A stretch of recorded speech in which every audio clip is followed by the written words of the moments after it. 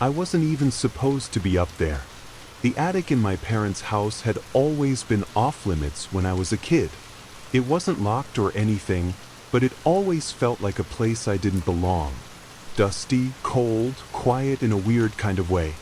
The kind of quiet that presses against your ears. But now, years later, I was up there again, helping Mom clean things out after Dad passed. Most of the boxes were full of old clothes, decorations, boring stuff. I was about to head back down when I saw this small wooden chest in the far corner, half covered by a sheet. I don't know why, but my heart started beating faster as I walked toward it. It was nothing special. No lock, no strange carvings, just old. I lifted the lid. Inside were a few toys I recognized from when I was little. A cracked plastic robot, a headless dinosaur, some broken crayons in a zip bag. And then, at the bottom of the chest, I saw it. A sketchbook. I stared at it for a moment. I used to draw all the time when I was a kid, but I barely remembered any of it. The cover was ripped and smudged with what looked like dried glue or something darker. I picked it up. It felt wrong. Like it shouldn't be there. Like I was holding something I had forgotten on purpose. But I opened it anyway. The first few pages were innocent. Stick figures, houses, stars, animals. I smiled a little. My old drawings. It was like looking into a window of who I used to be. And then I turned a page, and everything changed. The drawing was different. Darker. Sloppy, like I was scared or angry when I made it. It was a picture of a bed, my old bed, and underneath it, a figure. Long sharp arms. A face made of scribbles. Hollow eyes. I felt something cold crawl up my spine. I didn't remember drawing this. But the bed in the picture, it was mine.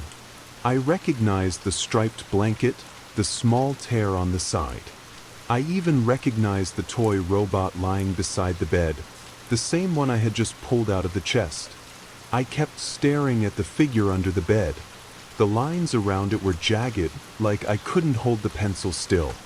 And above it, in messy, all-caps letters, I had written one sentence. IT lives here. I flipped to the next page. Wait, I flipped again. Still blank. It was the last drawing I ever made in that book. Suddenly, I heard something behind me. A small sound, like scratching. I turned quickly, but there was nothing there. Just the dim attic light and the silence. But it didn't feel empty. I felt watched. I shoved the sketchbook into a box and hurried back down the ladder. That night, I couldn't sleep. I kept thinking about that drawing. About that sentence. It lives here. Did I actually believe it when I was a kid? Was it just something I made up after watching a scary movie? I don't know. But around 3 a.m., I woke up. I wasn't sure why at first. The house was quiet. Too quiet. And then I heard it. Scratching. Faint, soft, coming from directly beneath me. From under my bed. I didn't move. I couldn't. I just lay there, staring at the ceiling, holding my breath, listening. It lasted maybe 10 seconds. Maybe less. But it felt like hours. And then it stopped. I stayed frozen until the sun came up. When I finally had the courage to move, I forced myself to look under the bed. Nothing. No dust, no monster, no figure with hollow eyes. But I noticed something else. The floorboard near the wall, it was cracked. Freshly cracked. And right next to it was a small smear of something black. Like crayon. I hadn't used crayons in years. But I remembered the drawing. The one I never remembered making. And for the first time in a long time, I realized something I had forgotten. That wasn't just a drawing. It was a memory. And whatever I drew under that bed, it never left. The next morning, I told myself it was all in my head. Just an old drawing. Just a sound. Maybe the house was settling. Maybe a mouse got in. Maybe I was just tired and hearing things. But deep down, I didn't believe that.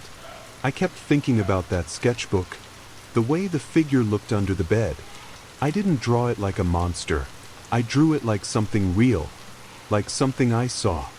That part scared me more than anything. Why couldn't I remember? That day, I went back to the attic. I needed to look through the sketchbook again. I don't know why. Maybe I was hoping it wasn't as bad as I remembered. But when I opened the chest, it was gone. The sketchbook was gone. I dug through every box, every corner. I even checked under the floorboard where the crack was. Nothing. I was alone in the house. My mom had gone to stay with my aunt for a few days. So either I moved it and forgot, or something else did. That night, I tried to stay awake. I told myself I'd listen for the sound again, and maybe catch whatever it was. But I fell asleep anyway. And something woke me up. A sound, quiet but sharp, like long nails, dragging slowly against wood. Scratching. I opened my eyes in the dark, heart already racing. I didn't move this time. I just listened. It was definitely under me. Under the bed. The same as before. Only this time, it didn't stop. It kept going. Scritch, scritch, scritch. Like it was waiting. I don't know how long I lay there. I didn't dare move or breathe too loud. I was afraid that if I made a sound, it would hear me. Then the scratching stopped. But something worse happened. The mattress moved. Just a little. A shift. Like someone had placed their hand on it, slowly, carefully. Like something was climbing up from underneath. I froze. Then I heard it, something breathing. Heavy, slow, right beneath me. I couldn't scream. I couldn't even blink. I just stared into the dark, gripping the edge of the blanket like a child. And then it whispered, right next to my ear. I remember you. I shot up, turned on the light, and spun around to face the bed. Nothing. Nothing under the bed. Nothing in the room. No marks. No movement. But the floorboard crack had gotten bigger. I didn't sleep after that. I stayed on the floor, back against the wall, light on, blanket wrapped around me. I waited for the sun to rise, and when it did, I searched the entire room. Still nothing. But when I opened my closet, I found something tucked in the corner, behind an old jacket. The sketchbook. And when I opened it, there was a new drawing. Lying in bed. With the thing's face inches from mine. Its long fingers resting on the edge of the mattress. Its empty eyes staring directly at me. And below the drawing, written in the same messy letters as before. IT remembers. I didn't leave my room all day. The sketchbook stayed on my desk, but I couldn't bring myself to touch it again. Every time I looked at that last drawing, I felt sick.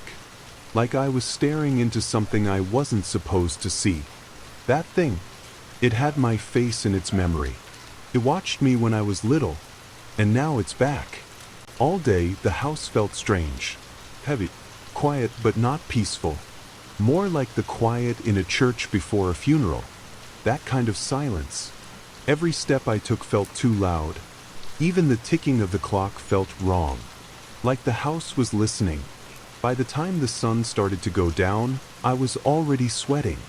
My hands wouldn't stop shaking. I didn't want to be alone in that room again. So I tried to sleep in the living room. Lights on, doors locked, couch facing the hallway. I even turned the TV on to make some noise. I thought if I didn't sleep in the bed, I'd be safe. At around midnight, I finally started to drift off. Then the screen flickered. Just for a second, static. Then black. I sat up and grabbed the remote. The batteries were fine. I clicked it again. The screen turned back on. But it wasn't a channel.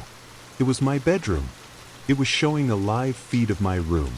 The camera angle was strange, low, tilted, like someone had placed a phone or camera under the bed, pointing out.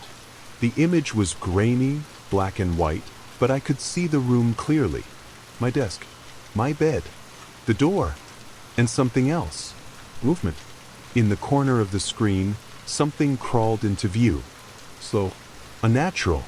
like its limbs didn't know how to bend the right way. It stopped by the side of the bed and waited. I dropped the remote, ran up the stairs, flung open my bedroom door.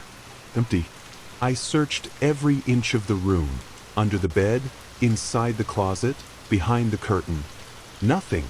The room was exactly the same, except for the sketchbook. It had moved. Now it was lying open on my bed. The drawing had changed again. Now it showed the living room. Me, sitting on the couch, watching TV. And behind me, standing in the hallway, was the figure. Closer this time, reaching toward me. I slammed the book shut and threw it in the closet. Then I locked the bedroom door, turned every light on, and stayed awake. But around 3 a.m., just like before, the sound came back. Scratching, but not from under the bed this time. From behind the wall. It was slow, soft, like nails dragging down wood. It circled the room. Behind the headboard. Behind the dresser. Then the closet door shook, just once. Enough to make me stop breathing. I backed into the corner and stayed there for hours, until the sky started turning blue. And just as the first light touched the window, the scratching stopped. I finally opened the closet. The sketchbook was gone again. But now, something else was there. One of my old drawings, pinned to the wall with a thumbtack. And this time, it wasn't of a monster. It was of me, older, alone, standing in a hallway. And the last thing I noticed before I closed the closet was that in the background of the drawing was a small, scribbled figure crawling down the ceiling behind me. I didn't sleep the next night. I couldn't. I just sat in my room with every light on, holding my phone like a weapon. There were no new drawings, no scratching, just silence, but not the kind that makes you feel safe. This silence felt alive, like something was holding its breath, waiting. The next day, I made a decision. I had to know what this thing was. I couldn't keep pretending it would go away if I just ignored it. So I went back into the attic. The sketchbook wasn't there, but I did find an old box full of my childhood stuff, drawings, school papers, toys. I dug through everything, looking for some kind of clue. At the bottom of the box, under a pile of bent coloring books, I found a single page, torn, folded. When I opened it, I froze. It was the same monster. Same long arms, same hollow face. Only this one wasn't drawn like a dream. It was labeled like a memory. In my 6-year-old handwriting, I had written, "He crawls in through the floor." Something about those words made my skin go cold. He crawls in through the floor. That night, I stayed in the living room again. But I moved the couch, pulled it away from the center of the room. I needed to see the floor clearly. Around midnight, I noticed something strange. One of the floorboards moved. Not like it creaked. It moved. It lifted, just a little, and then sank again, like it was breathing. I stared at it, trying not to blink. It happened again. Just one board, rising, falling, slow and steady. I got up, walked over to it, and knelt down. I pressed my hand against the wood. Warm. Not room temperature, warm. Like something was underneath it. Something alive. Suddenly, the board shifted under my palm, like something had pushed back. I jumped away, but nothing came through. Not yet. I didn't sleep, and in the morning I went back to check that spot. There was a crack now, thin, but fresh, and inside it, something dark. I got a flashlight and shined it into the gap. At first, all I saw was dirt and shadow, but then, far below, something moved. Just for a second, a pale shape pulling away from the light. No details, no face, just the feeling of being watched back. That night, I moved back to my bedroom. I know how that sounds. Why go back to the room where it all started? Because I thought maybe it was the safest place. The thing had already shown itself there. Maybe it wouldn't need to anymore. I don't know. I wasn't thinking clearly, but that night was different. No scratching, no whispering, nothing, until around 4 a.m. when I opened my eyes and saw the floor moving. Not one board this time. All of them. Breathing, rising, falling, shifting like something massive was rolling underneath the house. And then, one board snapped in half, right at the foot of my bed. A hole appeared, not big, just enough to see inside. And something looked back. Not a full face, just one eye. Hollow, watching me like it had been waiting for years. I couldn't move, couldn't scream, couldn't even cry. I just stared back, and then slowly, the floor healed. The boards pulled back together. The crack disappeared. The eye vanished. And everything was still. The only proof it happened was a splinter on my floor, covered in something dark, like ink or blood. And I think it wanted me to know something. It doesn't need to hide anymore. I thought the worst part would be at night, but I was wrong. It started the next morning. I woke up late, head pounding, eyes heavy. I barely remembered falling asleep after what happened with the floorboards. But I was still in bed, sunlight peeking through the window, and for a second, it almost felt normal. Until I sat up and saw the walls. My bedroom walls had marks on them. Tiny ones at first, just thin black smudges, like someone had dragged their fingers down the wallpaper with a dirty hand. But when I got closer, I realized what they really were. Lines. Drawn lines. Thin. Precise. Dozens of them. Made with black ink. They weren't there the day before. I checked my hands, my arms, my clothes. I hadn't touched any pens or markers. I hadn't drawn anything. And the sketchbook was still missing. I followed the lines with my eyes. They all led to the same spot, just above the headboard of my bed. At the center, in a circle of scribbles, was a shape. A face. Not detailed. Just two empty eyes and a twisted smile. And under it, in small, uneven letters, "You brought me back." I backed away slowly. I didn't touch the wall. I didn't even want to breathe near it, because for the first time I realized it was using me, or maybe it always had. I tried to scrub it off. Got a sponge, soap, bleach, anything I could find. Nothing worked. The ink had soaked into the wall. It had become part of the house. And as I stared at it, I had a memory. Faint, blurry, but real. I was maybe 6 years old, hiding under the blanket, crying. My dad yelling down the hall, telling me to stop making things up, telling me there was nothing under the bed. But I wasn't crying because I was scared. I was crying because I had drawn something I shouldn't have. Because it told me to. Back then, I didn't understand. I just thought it was part of my imagination. But what if it wasn't? What if the drawings weren't made about the thing? What if they were made for it? I opened every drawer, searched the closets, flipped through old boxes. I was looking for that sketchbook, anything that could prove I was just going crazy, that I made this all up in my head. But instead, I found something worse. A page, folded and shoved between the pages of an old storybook I had as a child. It was drawn in pencil, softer than the others. It showed me, sitting in front of a blank page, crying. And above me, looming behind, was that thing. Its fingers resting on my shoulders like it was guiding my hands. At the bottom of the drawing were 5 words. "You drew me into life." I dropped it and stepped back. The walls were whispering now. Not loud, not clear. Just soft voices behind the drywall, like they were trying to push through.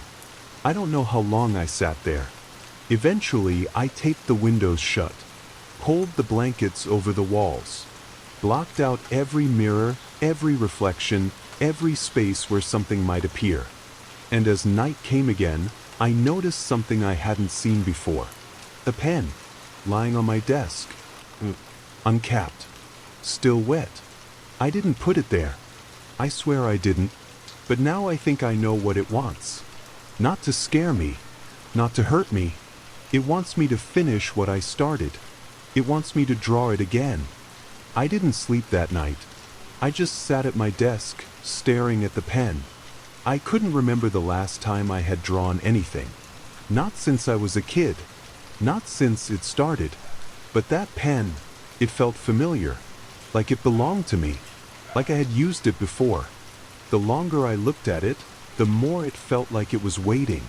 And something in me wanted to pick it up. Not because I wanted to draw, but because part of me already knew what it wanted me to draw. That thing. Even though I never gave it a name, it felt like it had one. Something I'd forgotten. Something I wasn't supposed to remember. I stood up, grabbed the sketchbook I'd been avoiding, and flipped through it again. Page after page. All those drawings I barely remembered making. Some were weird. Some were disturbing. Some were just empty. But tucked near the back, folded between 2 pages, was something I'd never seen before. A torn corner of lined notebook paper. Faded handwriting in pencil, childish, uneven. So, if you say his name, he listens. If you draw his face, he watches. My hands started shaking. I remembered that handwriting. It was mine. I turned the paper over. On the back was a name. 5 letters. Written over and over again like a chant. Hollow. I whispered it without thinking. Just once. And the moment I did, the lights flickered. My ears filled with a low hum, like something deep underground had just started moving. I didn't say the name again, but I could feel it now. That word wasn't just a name. It was his name. Hollow. It didn't sound like a name I made up. It felt older, heavier, like it had been waiting inside me for years, buried beneath every forgotten dream and drawing. And now that I'd said it, something had changed. I looked back at the sketchbook. The last page was no longer blank. There was a new drawing, fresh, still wet with ink. It was my room, my desk, me sitting exactly where I was. Same clothes, same angle, like someone had sketched it in real time. Only one thing was different. In the drawing, I wasn't alone. Behind me, standing just outside the edge of the frame, was him. No details, just a shadow with a wide, hollow smile. And next to it, written in tiny letters, "You remembered me." I closed the book, but I could still feel the drawing, still see it in my head. I grabbed the pen, walked into the hallway, and turned on every light in the house. I didn't care how late it was. I needed to be awake. I needed to stay aware. Because now that I'd said his name, the silence wasn't empty anymore. It was listening. The floor creaked behind me once. But when I turned, nothing was there. Still, I swear I heard something, just barely. A whisper from the dark. "Say it again." I ran back into my room and slammed the door. I stayed up until sunrise. Didn't sleep. Didn't blink. Because now I knew his name. And worse than that, he knows I said it. The sun came up, but the fear didn't leave. I kept telling myself the light would make it better, that I'd feel safer once the night was over. But something was different now. The shadows didn't look the same. They didn't fall the way they were supposed to. They didn't sit still. Every time I looked away, they seemed to shift. Not by much, just slightly out of place. A lamp would cast a shadow to the left, but the shape on the wall would lean right. At first, I thought I was just tired, delirious. Maybe I hadn't really seen anything. Maybe saying his name didn't mean anything. But then I noticed the hallway. The light in the hallway has always been soft, kind of yellow. But now it looked pale, almost gray, like the air itself was being drained of color. And at the end of the hallway, near the bathroom door, there was a shadow, not attached to anything, not cast by anything, just standing there. I didn't move. I didn't breathe. I just stared at it. and slowly it moved, but not like a person walking, not like a normal shape. It glided, sideways, no sound, no weight, like it was made of smoke that didn't want to rise. Then it stopped, right outside my bedroom door. I didn't go out. I stayed in my room for hours. I kept checking under the door, through the crack near the floor, trying to see if it was still there. It wasn't, but the light in the hallway never turned warm again. That night, I placed mirrors on both sides of the room. One near the closet, one on the dresser. I thought maybe if I could see everything around me, watch every angle, I'd be safe. At around 2:40 a.m., I noticed something strange in one of the mirrors. My reflection wasn't moving right. I lifted my hand slowly. The reflection followed. Then I lowered it, and the reflection held still for half a second too long before copying me. I blinked. It blinked, but not in sync. It was watching me, not copying, watching. I turned away. I couldn't look at it anymore. I heard a noise behind me, a soft scrape, like something sliding across wood. I looked in the other mirror. There was something standing in the corner.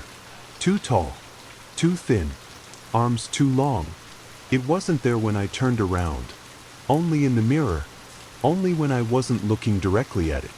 I closed my eyes, counted to 3, opened them again. Gone. But the mirror was cracked. A hairline fracture across the middle.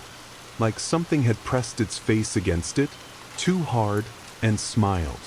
I don't remember sleeping, but when I woke up, the crack was still there, and carved into the glass, so faint I almost missed it. Don't look away next time. Now I understand something I didn't before. He's not just watching. He's learning, watching how I move, how I sleep, how I react. And the more I see him, the more real he becomes. Because the shadows, they don't move like that. But he does. I kept the lights on for 3 nights straight. Didn't sleep. Barely ate. I didn't leave my room unless I had to. And when I did, I walked fast, never looking at the mirrors or corners too long. It felt like the house had changed. Or maybe it was changing me. On the 4th day, I got a call from my mom. She said she'd be coming back in a few days. I almost told her everything, about the shadows, the name, the drawings. But what would I even say? That something I drew as a child was now haunting the house? That I accidentally brought it back? So I just said I missed her. When the call ended, I heard something fall upstairs. The attic. I grabbed a flashlight and headed up, slow and careful. Every step on the ladder creaked louder than it should have. The attic was cold. Colder than I remembered. Like the air had been sucked out. And there, at the center, was the sketchbook. Just sitting there like it had never moved. But it was open this time. And the drawing on the page made my stomach twist. It was my childhood bedroom. Exactly how I remembered it. The old blanket. The small desk. The dinosaur poster I hadn't seen in years. But something was off. The room in the drawing wasn't empty. There was a figure standing in the doorway. And in the far right corner of the drawing, half hidden by shadows, was a second version of me. Not moving. Just standing there, with no face. No detail. Like whoever drew it forgot how to finish me. I closed the sketchbook and ran downstairs. Back to my room. I don't know why, I just had to see it. My childhood bedroom. I hadn't opened that door in years. We turned it into a storage space after I moved out. But when I walked in, something hit me like a wall. It looked the same. Not just similar, the same. The blanket. The desk. The dinosaur poster. Everything exactly like the drawing. Even the air felt wrong. Heavy. Like it had been frozen in time. Like it was waiting. I stepped in. The floor groaned under my foot. But it wasn't a normal creak. It sounded hollow. Like something was beneath the room. I backed up and flipped the light switch. Nothing. The bulb flickered but didn't turn on. I pulled out my phone flashlight, shined it toward the closet, and froze. The door was open, only slightly, but inside, I saw something.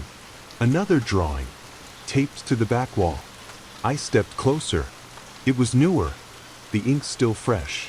It showed the same room I was standing in. Same angle, same everything.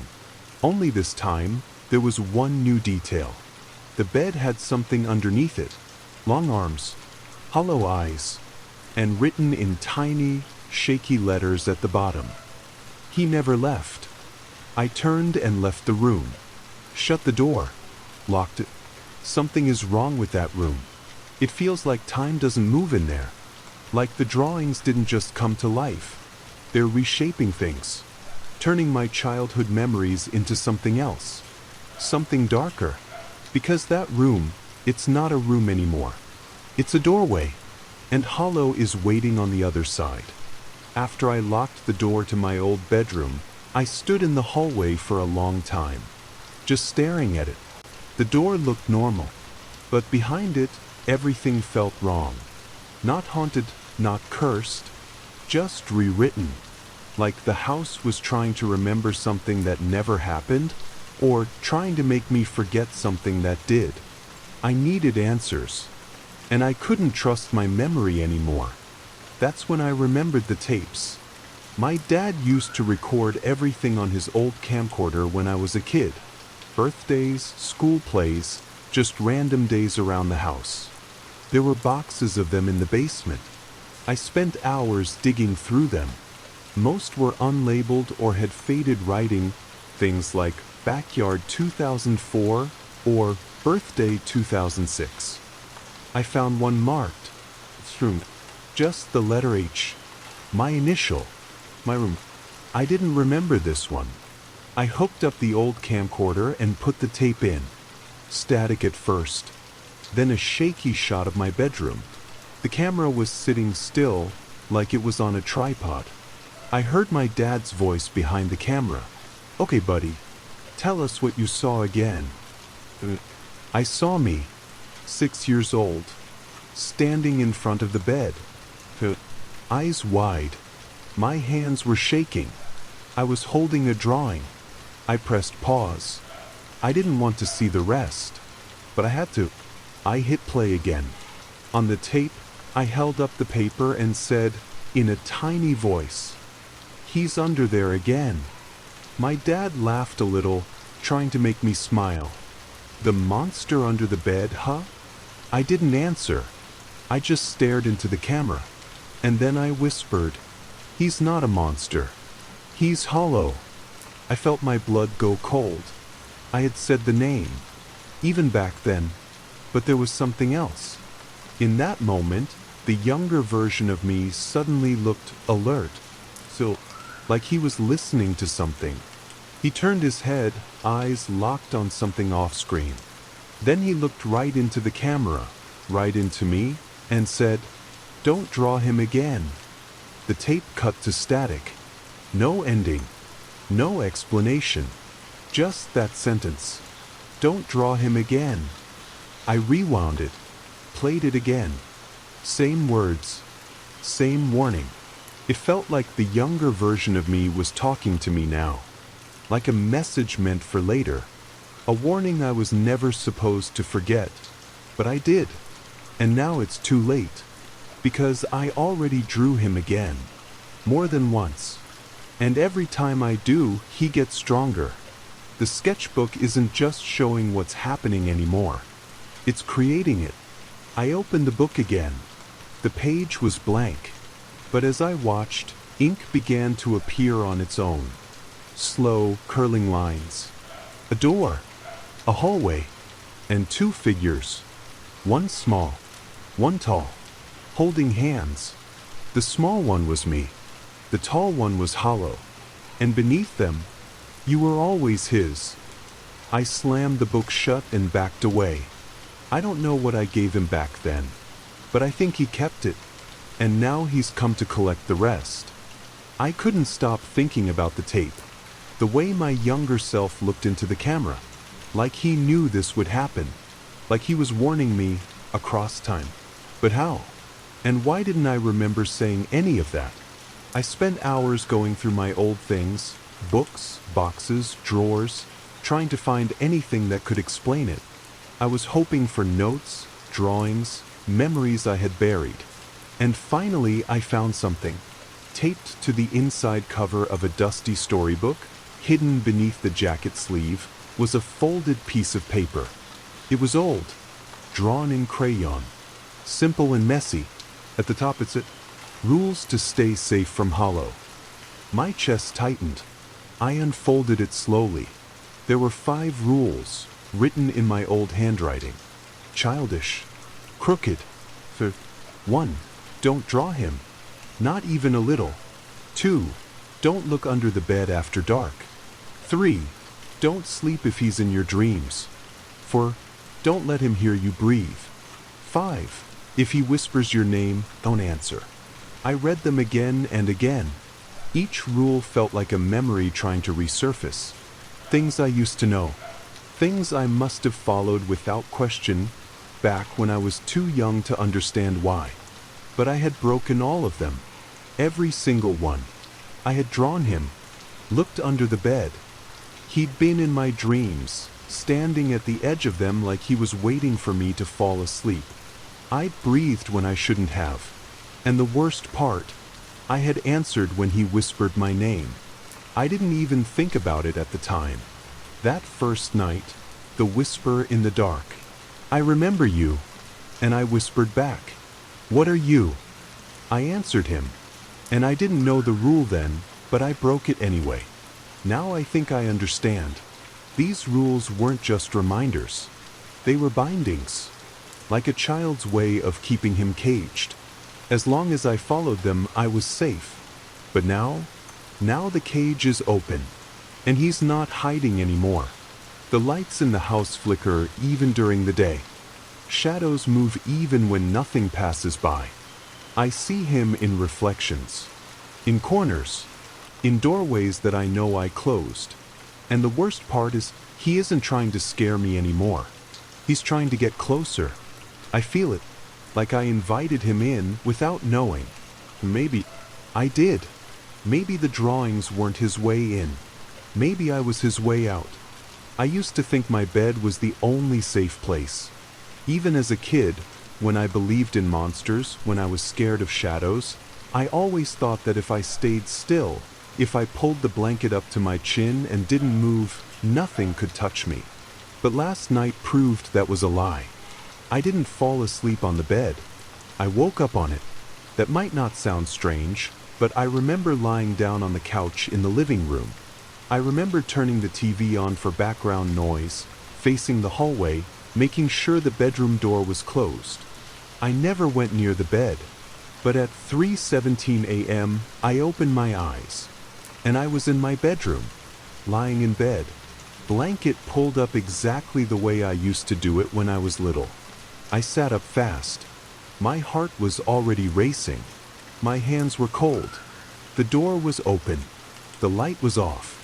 Everything around me felt heavy, like the room wasn't just dark, but full, crowded, with something I couldn't see. And then I noticed the floor. It was moving, not breathing like before, not creaking, swaying, like something massive was shifting below it, crawling under the boards, making the entire room tilt just barely. And then I heard it, that soft sound, the same one from before, scratching, from under the bed. I held still, didn't move, didn't even blink. The sound got louder, and then it stopped. But the mattress dipped, right next to me, as if someone had climbed onto the bed, slowly, carefully, trying not to wake me. I felt the pressure of it, felt the weight. It didn't breathe. It didn't speak. It just sat there. I turned my eyes, just enough to see the corner of the pillow. Nothing, but I could feel it, close enough to touch. And then I heard my voice. Not out loud, not in my head, but from inside the mattress, like a muffled version of me, crying, "Please, don't draw him again." It was the same voice from the tape, my younger self, coming from inside the bed. I jumped up and ran to the door. Didn't look back. Didn't check under the bed. Didn't even stop to grab my phone. I slept in the hallway with the lights on. Or maybe I didn't sleep at all. But when the sun came up, I went back into the room. The bed looked normal. The blanket was smooth. The mattress still. But something had changed. There was a mark on the pillow. A shape.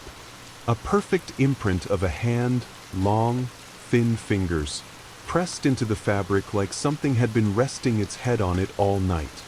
And on the wall above the headboard, in that same black ink, were 4 new words.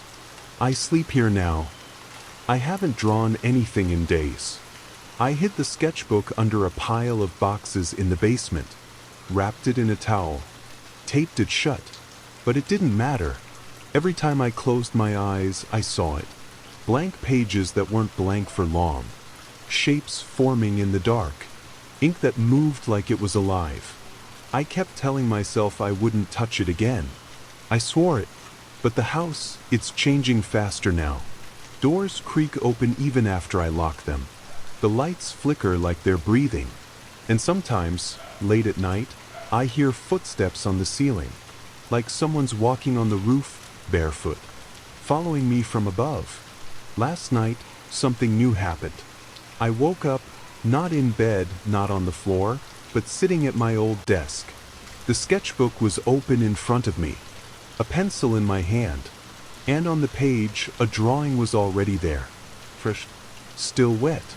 It was me, sitting at the desk just like I was. Only behind me, in the picture, Hollow was standing in the corner, watching. I snapped the book shut and threw it across the room.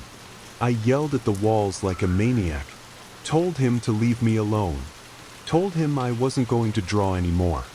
But I don't think he cared, because this morning, there was a new drawing on my bedroom wall, scratched in with something sharp, a picture of the house.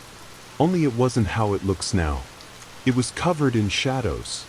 The windows were dark. The trees in the yard looked twisted, clawed. And above the roof, a figure, looking down.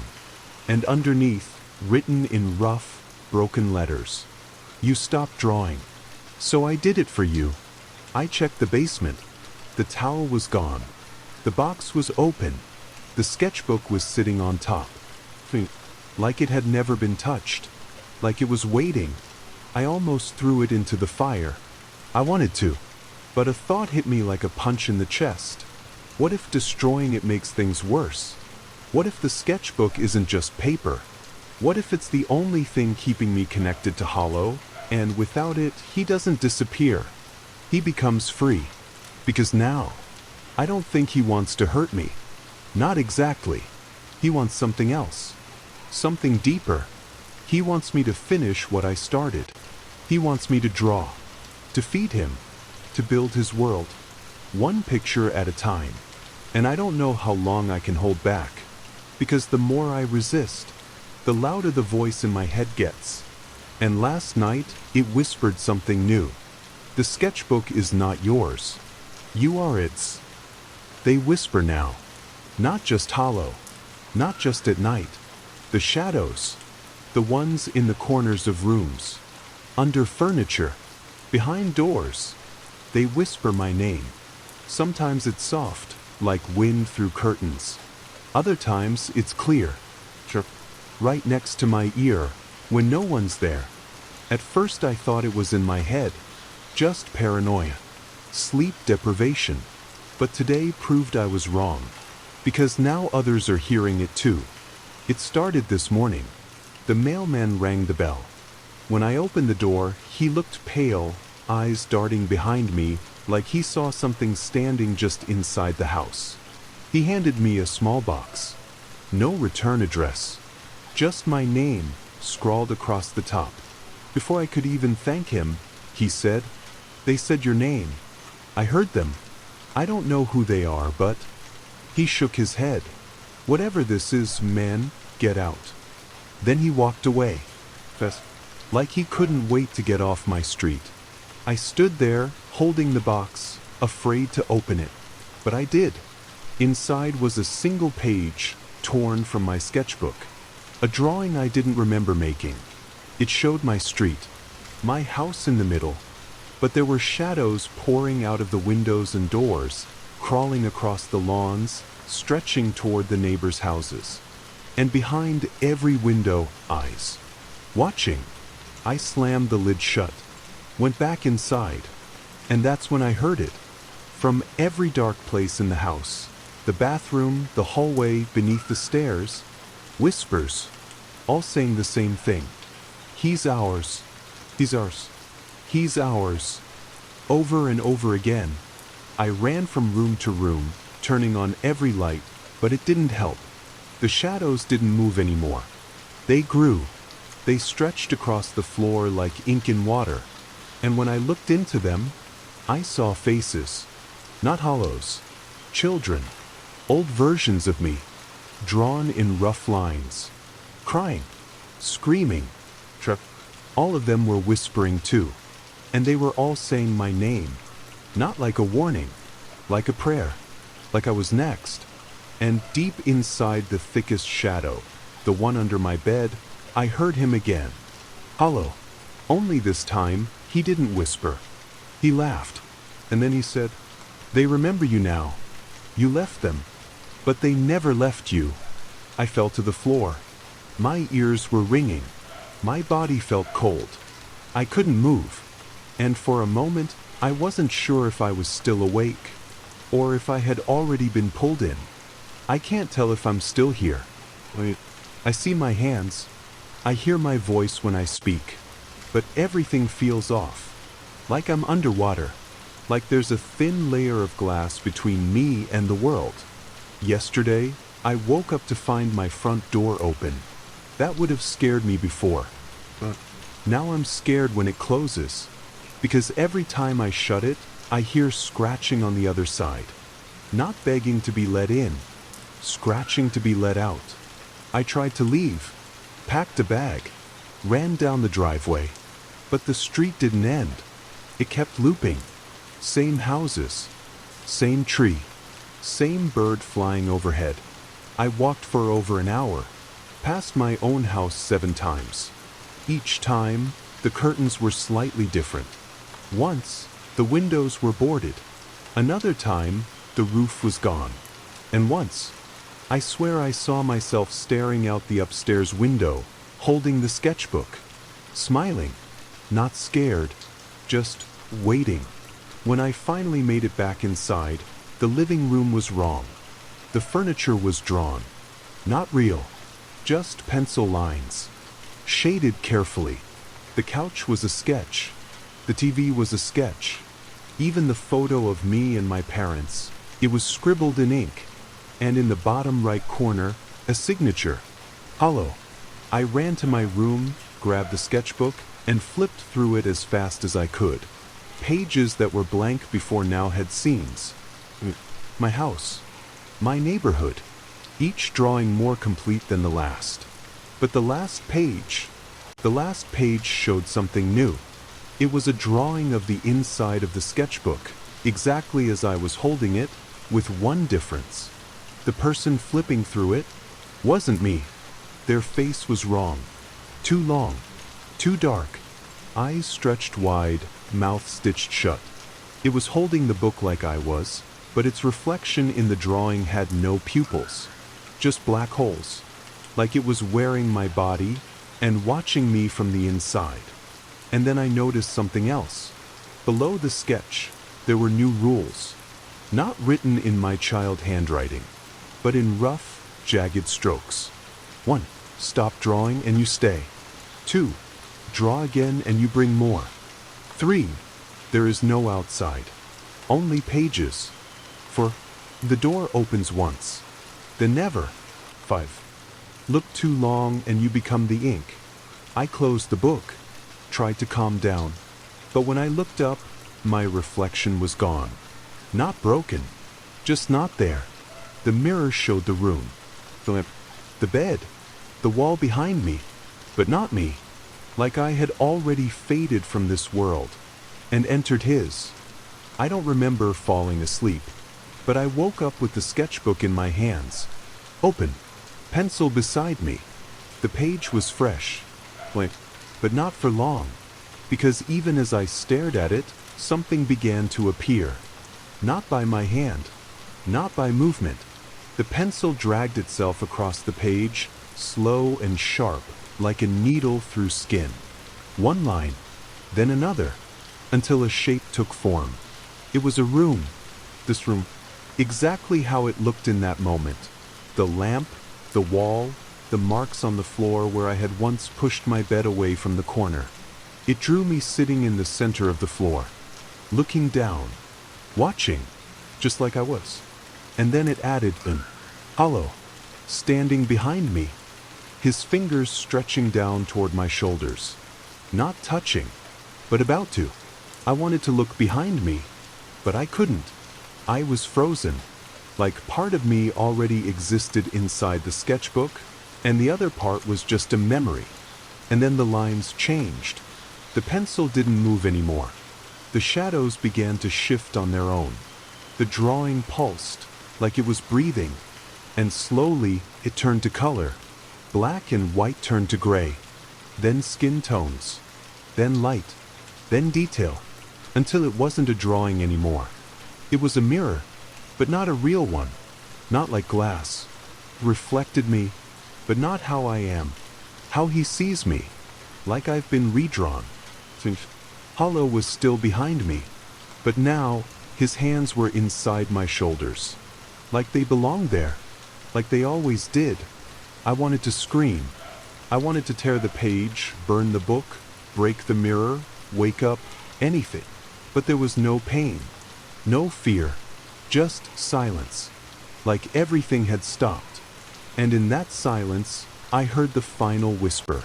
So, you never stopped drawing. You just forgot you were the one being drawn. I looked back down at the sketchbook. The page was full. No blank space. Just one final line at the bottom, written in a voice I don't remember ever having. The end. But then the pencil twitched, and right beneath it, another line started to write itself. For now. And the page turned on its own. Blank again. Waiting. And I realized this story was never about him. It was always about me. Because I didn't bring Hollow to life. He brought me.